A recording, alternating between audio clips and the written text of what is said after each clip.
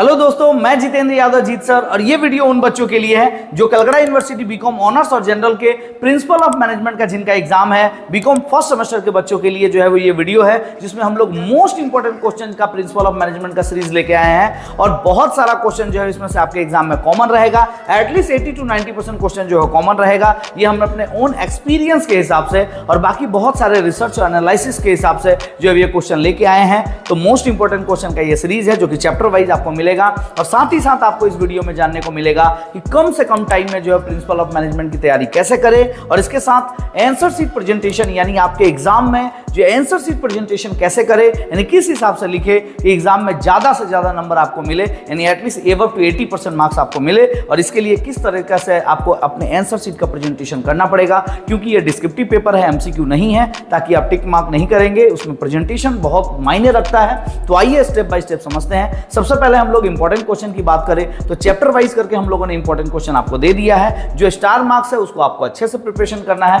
लेकिन इसका मतलब बिल्कुल नहीं है कि जो स्टार मार्क नहीं है उसको आप छोड़ देंगे। अगर आप छोड़ते हैं तो ये आपके लिए रिस्की साबित हो सकता है। तो इसीलिए आप सारे क्वेश्चन को करें जो भी क्वेश्चन हम लोगों ने इंपॉर्टेंट दिया है। कभी कभी होता है ऐसा कलकत्ता यूनिवर्सिटी में कि सारे अनकॉमन क्वेश्चन आ जाते हैं, उस चीज़ का भी हम लोग ध्यान में रखते हुए जो है वो क्वेश्चन बनाए हैं। तो जो स्टार मार्क नहीं है उसको भी करें। इसके साथ इसका सेकंड सीरीज भी आपको मिलेगा जिसमें शॉर्ट क्वेश्चन यानी SAQ short answer type question और शॉर्ट नोट्स के बारे में हम लोग दिए हैं। बहुत कम ही क्वेश्चन उसमें भी दिया हुआ है। आप देख पा रहे होंगे बहुत ही कम क्वेश्चन हम लोगों ने चैप्टर के साथ बनाया है। ऐसा नहीं है कि ढेर सारा क्वेश्चन भर दिए हैं, तो सेलेक्टेड क्वेश्चन दिया गया है। आप आराम से उसको स्टेप बाय स्टेप करिए। इतने कम टाइम में आप कैसे प्रिपरेशन करेंगे, ये सबसे बड़ा सवाल होता है कि सर 2 दिन 3 दिन में किस तरह से प्रिपरेशन करें। तो इसके लिए सबसे बेहतरीन बात है कि आप इतना तो समझ गए होंगे कि 12th क्लास में ऑलमोस्ट जो बिजनेस स्टडी आप पढ़े थे उसी से रिलेटेड जो है टॉपिक है। बहुत सारा टॉपिक कॉमन है, बहुत सारा टॉपिक नया भी है, ऐसा नहीं है कि सारा जो है वो सेम है। तो आपको क्या करना है कि सबसे पहले जितने भी हमारे इंपॉर्टेंट क्वेश्चन है वो सारे क्वेश्चन को एक कॉपी में नोट्स बनाना है। और किस तरीके से नोट्स बनाना है, क्वेश्चन लिखना है और उसके मोस्ट इंपॉर्टेंट पॉइंट्स आपको लिखने हैं। यानी हर एक क्वेश्चन के ऊपर 5 से 6 पॉइंट आपको लिखने हैं और पॉइंट्स के भीतर जो उसका की पॉइंट्स होता है, यानी जो उसका मेन बात है। अगर जैसे प्लानिंग के बारे में लिखना है तो पहला पॉइंट क्या होगा, प्राइमरी फंक्शन, ठीक है। उसके भीतर आप लिखेंगे कि it is the primary function of management, यही लिखेंगे ना। कंट्रोलिंग में अगर लिख रहे हैं तो लास्ट फंक्शन ऑफ मैनेजमेंट, तो ये उसका मेन पॉइंट है, यानी मेन जो है वो की पॉइंट्स है। तो जो उससे रिलेटेड जो मेन बात होता है वो लिखना होता है। कहने का मतलब है कि अभी एग्जाम में टू द पॉइंट आपको आंसर लिखना होगा। घुमा घुमा के आप आंसर देंगे तो आपको नंबर नहीं मिलेगा। तो आपको एक नोट्स तैयार करना होगा जिसमें कुछ भी नहीं, सिर्फ सारे इंपॉर्टेंट क्वेश्चन लिखने हैं और उसके सिर्फ पॉइंट्स लिखने हैं और पॉइंट्स के जस्ट बगल में उसका मेन बात लिखना है जो आपको पैराग्राफ में मिल जाएगा। और उसके बाद किताब को छोड़ दीजिए और फिलहाल जो है वो इसी नोट से जो है वो अच्छे से प्रिपरेशन करिए। ये प्रिपरेशन करने के बाद 1 या 2 दिन अगर आप ठीक से बैठे, यानी अगर दिन भर आपने लेके बैठा, तो इससे आपका ये काम हो जाएगा कि सारे क्वेश्चन के सारे पॉइंट्स आपको याद हैं। और पॉइंट्स जो होता है वो हर एक क्वेश्चन के आंसर का आईना होता है। अगर आप पॉइंट ठीक ठाक लिखते हैं तो अंदर थोड़ा बहुत अगर गड़बड़ भी लिखते हैं तो हम ये नहीं बोलते हैं कि अगर गलत लिखोगे तो भी नंबर मिल जाएगा, लेकिन नंबर कटने के चांसेस कम रहते हैं क्योंकि पॉइंट आपका राइट है। लेकिन अगर आप एक बार ये सोचिए कि पॉइंट आपका ब्लैंक हो गया, कुछ भी पॉइंट आपको नहीं पता है किसी आंसर का, तो फिर आप आगे क्या लिखेंगे, पैराग्राफ में कुछ लिख भी नहीं पाएंगे। इसीलिए आपको सबसे पहले पॉइंट्स पता होना चाहिए। पॉइंट्स अच्छे से पता होगा तो आप अंदर थोड़ा बहुत लिख पाएंगे, क्योंकि बिजनेस स्टडी के जैसा ही है, ऑलमोस्ट बिजनेस स्टडी जैसा है ना। मैनेजमेंट पूरा का पूरा मैनेजमेंट आप बिजनेस स्टडी में पढ़ के आ रहे हैं क्लास 12 में, तो मैक्सिमम लोगों को पता है। तो इस तरीके से अगर आप प्रिपरेशन करते हैं मास्टर पॉइंट बना के, तो 1 दिन के भीतर आपका प्रिपरेशन ऑलमोस्ट सारे चैप्टर हो जाएंगे। शॉर्ट क्वेश्चन के लिए आप सारा डेफिनेशन पढ़ लीजिए, एक जगह डेफिनेशन लिख लीजिए और उसको आप अच्छे से जो है वो एक बार पढ़ के रीड आउट करके चले जाइए। फिर हम ये नहीं बोलते हैं कि किताब पढ़ना बंद कर दीजिए, बुक से भी पढ़िए, लेकिन की पॉइंट्स जो बनाए हैं उसको ज़्यादा पढ़िए, क्योंकि उससे आपका पॉइंट्स क्लियर रहेगा। इससे ज़्यादा आपको करने की जरूरत नहीं है। इतना करने के बाद आपका अच्छा खासा जो है प्रिपरेशन हो जाएगा 2 दिनों में। इसके बाद हम लोग बात करते हैं आंसर शीट प्रेजेंटेशन की। तो आंसर शीट प्रेजेंटेशन कैसे करेंगे, तो सबसे पहला काम होता है आपका, जब आपको क्वेश्चन पेपर मिले तो first read the question properly, यानी सबसे पहले आपको अपना क्वेश्चन पेपर अच्छे से रीड करना होगा। और उसी समय जब आप क्वेश्चन पेपर पढ़ रहे हैं उसी समय पेंसिल से आप उसमें मार्क कर लीजिए कि कौन सा क्वेश्चन आपको सबसे पहले करना है और कौन सा क्वेश्चन सबसे बाद में। वो आपसे बेहतर कोई नहीं जानेगा, क्योंकि आप उस क्वेश्चन को याद किए हैं, आप तैयारी करके आए हैं, तो आपको पता है कि कौन सा क्वेश्चन आपको बहुत अच्छे से याद है। जो क्वेश्चन आपको अच्छे से याद है उसको आप सबसे पहले लिखेंगे। यानी टॉप 5 क्वेश्चन को आपको जो है वो बहुत अच्छे से लिखना होता है, फर्स्ट में लिखना होता है और सॉलिड पॉइंट के साथ आपको लिखना होता है, जो कि एक अच्छा इंप्रेशन जाता है एग्जामिनर के ऊपर, ठीक है।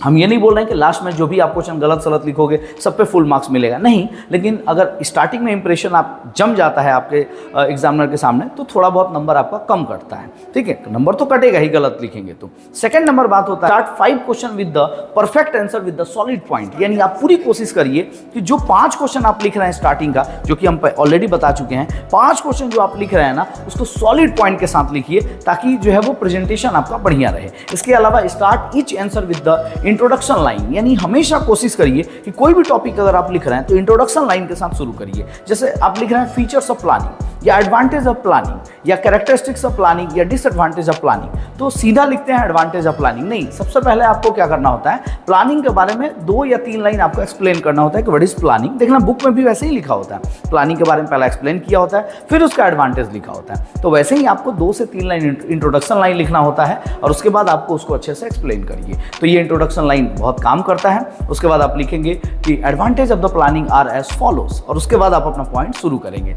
स्टार्टिंग से ही पॉइंट शुरू नहीं करेंगे। तीसरा नंबर, 5वां नंबर जो पॉइंट होगा वो write your answer to the point. ये बात हम पहले ही आपको बता चुके हैं कि घुमा घुमा के आंसर नहीं दीजिएगा, कोशिश करिएगा टू द पॉइंट आंसर लिखें, ठीक है। इससे टीचर को भी ठीक लगता है कि आप बातों को घुमा नहीं रहे हैं, ठीक है, और सीधा सीधा आंसर दे रहे हैं ताकि वो चेक करने में सुविधा होता है। अगर आप एक क्वेश्चन को घुमा घुमा के 2 पेज तक लिख देते हैं तो इससे इरिटेशन होगा और आपका नंबर ज़्यादा कटेगा। तो इसीलिए टू द पॉइंट लिखिए, जितना आप याद किए उतना ही लिखिए, बहुत लंबा लिखने की ज़रूरत नहीं होती है। ये सब गलत धारणा होती है बच्चों के अंदर कि बहुत ज़्यादा लिख देंगे तो बहुत ज़्यादा नंबर मिलेगा, ऐसा कुछ भी नहीं होता है, ठीक है।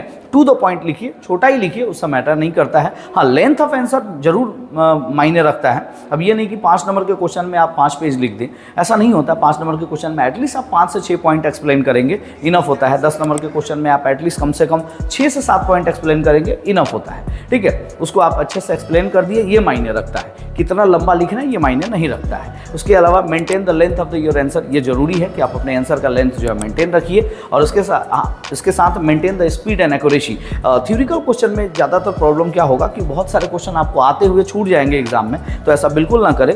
जो क्वेश्चन आपको अच्छे से आ रहा है उसको लिखिए, लेकिन एक स्पीड को मेंटेन रखिए ताकि आपका क्वेश्चन छूटे नहीं, क्योंकि सादा पेज पे तो नंबर नहीं मिलेगा आपको। इसलिए कोशिश करिए कि आप पूरा का पूरा क्वेश्चन जो है पेपर फुल अटेम्प्ट करें, ठीक है। यानी हमेशा आप ट्राई करिए कि आपका आंसर जो है क्वेश्चन जो है वो पूरा का पूरा अटेम्प्ट हो सके। इसके साथ try to write the good handwriting, यानी आप कोशिश करिए कि आप एक अच्छे हैंड राइटिंग के साथ जो है वो लिखे। हम ये नहीं बोलेंगे कि हमेशा अच्छे हैंड राइटिंग ही बनाइए। मान लीजिए किसी का हैंड राइटिंग खराब है तो उसमें कुछ नहीं कर सकते हैं, लेकिन उसके लिए एक बेहतरीन उपाय होता है कि अगर आपका हैंड राइटिंग खराब है तो एटलीस्ट आप बड़ा बड़ा लिखिए। बड़ा बड़ा मतलब कि साइज थोड़ा सा बड़ा लिखिए, साफ साफ लिखिए, थोड़ा अलग अलग लिखिए ताकि टीचर पढ़ ले। अगर टीचर पढ़ लेगा ना तो आपको नंबर दे देगा। उससे कोई ज़्यादा मायने नहीं रखता है कि हैंड राइटिंग बहुत अच्छा है तो उसको बहुत ज़्यादा नंबर मिलेगा। जी, थोड़ा बहुत तो फ़र्क पड़ता है लेकिन बहुत ज़्यादा फ़र्क नहीं पड़ता है। तो अगर आपकी हैंडराइटिंग ख़राब है तो भी कोई बात नहीं है, थोड़ा बड़ा लिखिए, थोड़ा दूरी बना के लिखिए, थोड़ा सा मतलब इस तरीके से लिखिए कि टीचर पढ़ के समझ जाए, बस इतना ही काफ़ी होता है। लास्ट में 5 से 10 मिनट आप कोशिश करिएगा,